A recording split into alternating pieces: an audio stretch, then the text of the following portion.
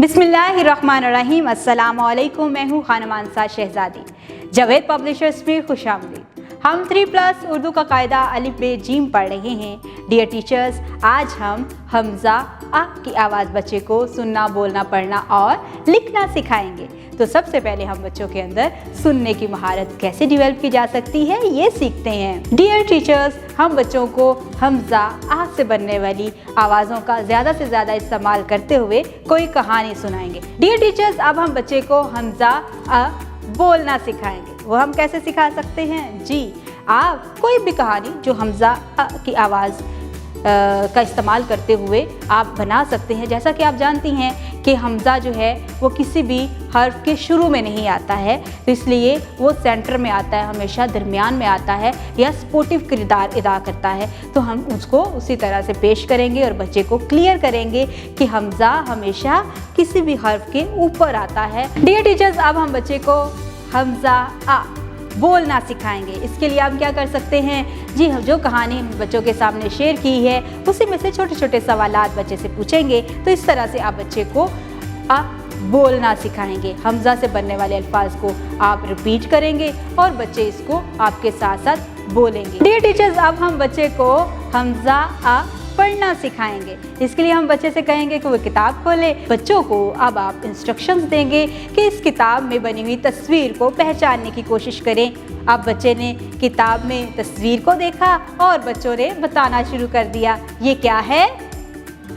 हाँ, ये क्या है? हमज़ा आ गाय। लेकिन ये तो गाय की आवाज़ नहीं निकाल रहा। इस तरह आप बच्चे को बताएंगे कि हमज़ा से अल्फाज शुरू नहीं होते हैं, ये हमेशा एक मावन किरदार अदा करता है अल्फाज को जोड़ने के लिए। जैसा कि हमें गाय के ऊपर छोटा सा हमज़ा नज़र आ रहा है, इसी तरह से हम इसको हमज़ा पढ़ेंगे और हमज़ा से गाय पढ़ाएंगे। डियर टीचर्स, अब हम बच्चे को हमज़ा लिखना सिखाएंगे। टीचर्स, आपने बोर्ड के ऊपर एक नुक्ता लगाना है और नीचे की तरफ एक हम बनाते हुए, जिस तरह से हमने आइन और गायन की शक्ल बनाई थी, छोटा सा चांद बनाया था, वैसा ही एक चांद बनाएंगे और नीचे तिरछी लाइन, बिल्कुल सेम आइन और गायन की इब्तिदाइया शक्ल हम बनाएंगे जिसको हम चांद कहते थे, और नीचे तिरछी लाइन। और ये देखें, ये चांद ऊपर की तरफ देख रहा है। इसके बाद जावेद पब्लिशर्स की तरफ से मुहैया करदा वर्क बुक का इस्तेमाल करते हुए बच्चे डॉट्स को आपस में मिलाते हुए हमज़ा लिखने की प्रैक्टिस करेगा।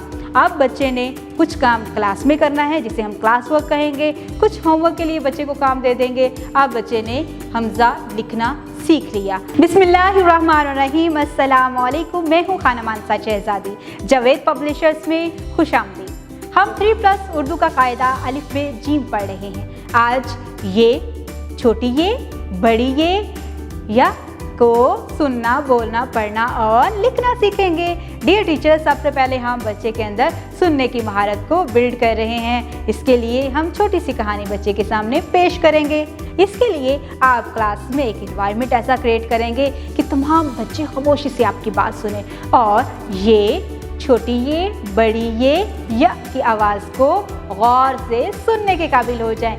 डियर टीचर्स, अब हम बच्चे को बोलना सिखाएंगे। इसके लिए हमने कहानी में जो भी अल्फाज ये से शुरू होते हैं या की आवाज़ देते हैं उनको हमने रिपीट करना है। अब बच्चे बार बार इन अल्फाज को दोहराएंगे और ये यानी कि या को बोलने के काबिल हो जाएंगे। डियर टीचर्स, अब आपने बच्चे को पढ़ने की तरफ लेकर आना है। इसके लिए आप बच्चे से कहेंगे कि आप अपनी किताब खोलें और किताब में बनी हुई तस्वीर को गौर से देखें। जब बच्चे इस तस्वीर को देखेंगे तो कहानी के साथ रिलेट करते हुए वो आसानी से बता सकेंगे कि ये यक्का है, ये यक्का, छोटी ये और बड़ी ये, छोटी ये की ये शक्ल है और बड़ी ये की ये शक्ल है, इससे ये यक्का बनता है। इस तरह से बच्चा छोटी ये और बड़ी ये को पढ़ने के काबिल हो जाएगा।